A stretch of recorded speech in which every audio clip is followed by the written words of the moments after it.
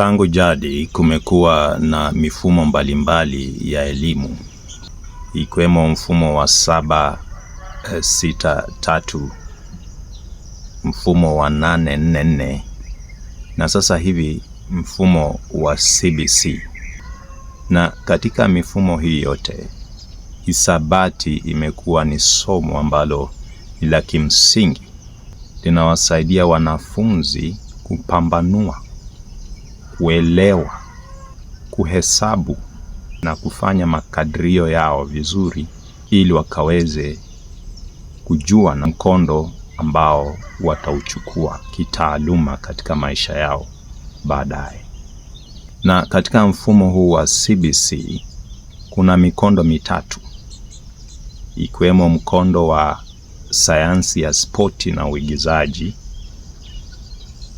mkondo wa STEM yani sayansi, teknolojia, uhandisi na hisabati, na kisha mkondo wa sayansi ya kijamii yani social science.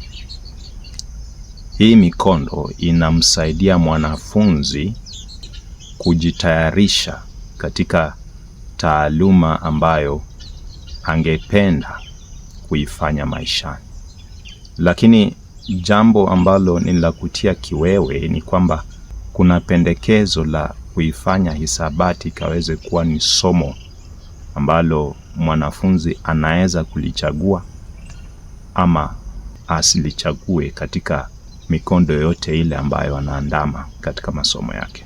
Pasipo hisabati itakuwa ni vigumu katika kumjenga mwanafunzi, katika kumuimarisha mwanafunzi, haswa kwa mambo ya upambanuzi, mambo ya kuhesabu, mambo ya kutathmini masuala kadhaa yanayomhusu.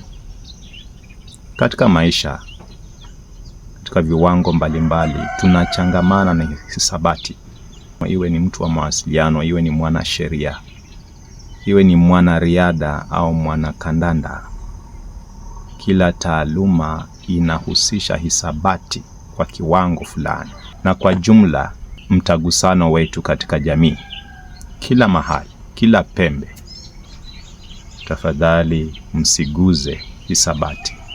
Lazima kila mwanafunzi akaweze kutagusana na hili somo, ili likamtayarishe katika ubongo wake, katika kuelewa, katika kufahamu, katika kuchangamana na wengine.